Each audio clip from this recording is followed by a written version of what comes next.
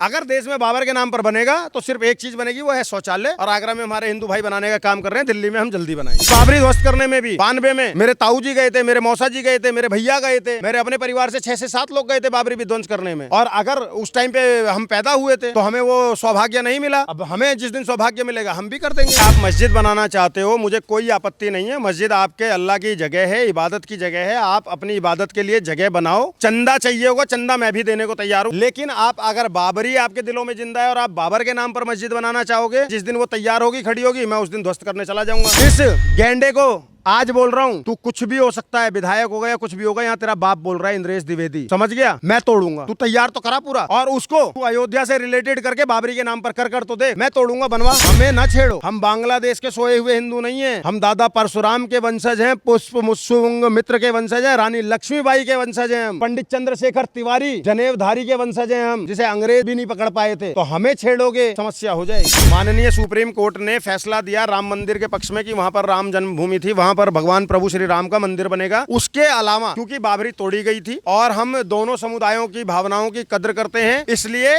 5 एकड़ जमीन हम अलग से देते हैं। अयोध्या में आप मस्जिद बना लो। वहां पर जाकर हुमायूं कबीर जैसे या मदनी जैसे लोगों ने अभी तक एक ईंट नहीं रखी। कांग्रेस और टीएमसी दोनों ही राम विरोधी हैं। ये कांग्रेस ही थी जो मेरे प्रभु श्री राम के मंदिर के खिलाफ में 25-25 वकील खड़े करती थी, और आज ऊपर से कपड़ों के ऊपर से जनेऊ पहनकर घूम रहे हैं कि हम तो हिंदू हैं, हम तो ब्राह्मण हैं, कौल ब्राह्मण है।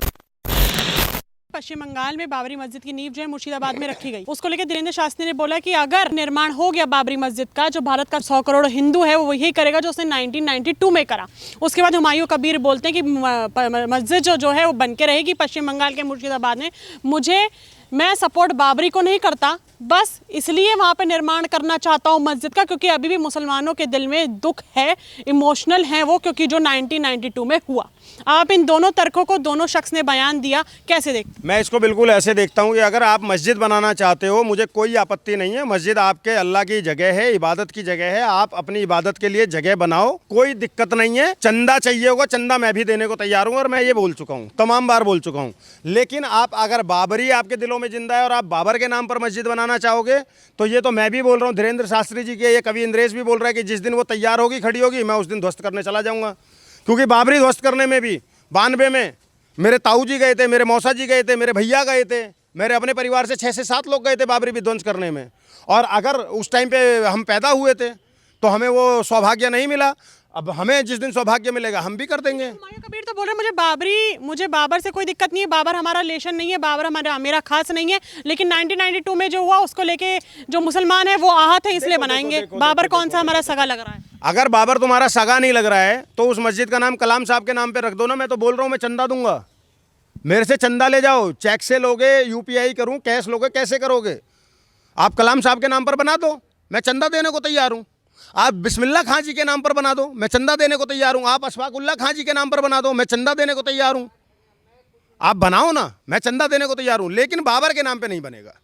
अगर देश में बाबर के नाम पर बनेगा तो कुछ बनेगा, तो सिर्फ एक चीज़ बनेगी, वो है शौचालय। और आगरा में हमारे हिंदू भाई बनाने का काम कर रहे हैं, दिल्ली में हम जल्दी बनाएंगे।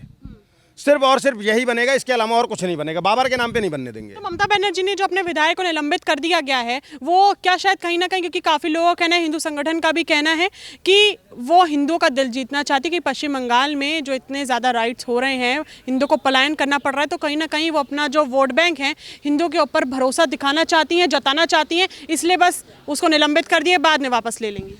देखो ऐसा है, ममता बनर्जी कोर राजनीति कर रही है, इससे इतर और कुछ भी नहीं कर रही है। ममता बनर्जी का ही भड़काया हुआ वो बंदा था जिसने देश के अंदर में इस तरीके से बाबरी छेड़ने का काम किया। मैं बार बार बोल रहा हूँ, मस्जिद इबादत की जगह होती है। अगर आप इबादत करने जा रहे हो, मैं चंदा देने को तैयार हूँ, आप बनाओ, मुझे कोई दिक्कत नहीं है। ये ममता बनर्जी का खुद का भड़काया हुआ बंदा था, नहीं तो इसकी औकात नहीं थी। इसको आप हुमायूं कबीर को जानती थी क्या? एक 2 कौड़ी का विधायक इतना बड़ा ऐलान नहीं करता। और मैं ये बार बार बोलना चाह रहा हूँ, जिस समय राम मंदिर का फैसला आया, माननीय सुप्रीम कोर्ट ने फैसला दिया राम मंदिर के पक्ष में कि वहाँ पर राम जन्मभूमि थी, वहाँ पर भगवान प्रभु श्री राम का मंदिर बनेगा। उसके अलावा क्योंकि बाबरी तोड़ी गई थी और हम दोनों समुदायों की भावनाओं की कद्र करते हैं, इसलिए 5 एकड़ ज़मीन हम अलग से देते हैं। अयोध्या में आप मस्जिद बना लो।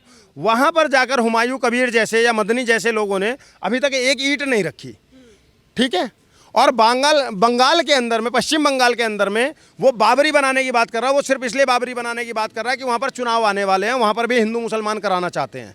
और ये ममता बनर्जी की शय से था, लेकिन ममता बनर्जी ने उसने ऐलान तो पहले कर दिया था और बिहार चुनाव के रिजल्ट आए बाद में। जब ममता बनर्जी ने देखा कि अरे बिहार चुनाव में तो हिंदू जागा हुआ है और उसने तो बीजेपी को जिता दिया है, तब ममता बनर्जी के समझ में आया कि अगर हमें हिंदू वोट चाहिए तो अब ये मस्जिद की बात कर रहा है, अब इसको हम दूर करें, अब हमें हिंदू वोट भी चाहिए। और उसने उसको पार्टी से निष्कासित कर दिया। आप भी यही हैं, मैं भी यही हूँ। 6 महीने बाद में देख लीजिएगा हुमायूं कबीर टीएमसी में या कांग्रेस में होगा, क्योंकि कांग्रेस और टीएमसी दोनों ही राम विरोधी हैं।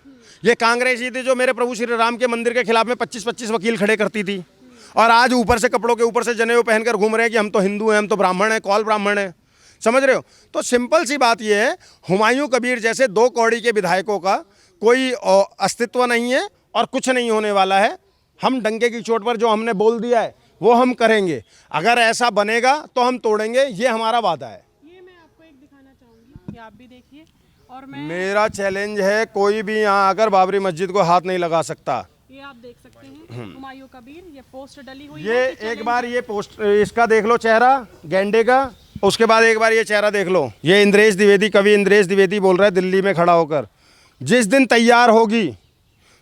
तैयार होगी और उसका नाम बाबरी होगा और वो बाबरी अयोध्या से रिलेटेड होगी, तोड़ने का काम मैं करूंगा। अगर अकेला इंसान भी बचा तो मैं तोड़ूंगा अकेला।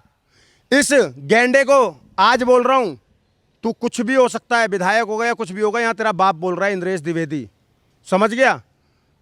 मैं तोड़ूंगा, तू तैयार तो करा पूरा, और उसको तू अयोध्या से रिलेटेड करके बाबरी के नाम पर कर तो देख। मैं तोड़ूंगा, बनवा, मैं तोड़कर दिखाऊंगा।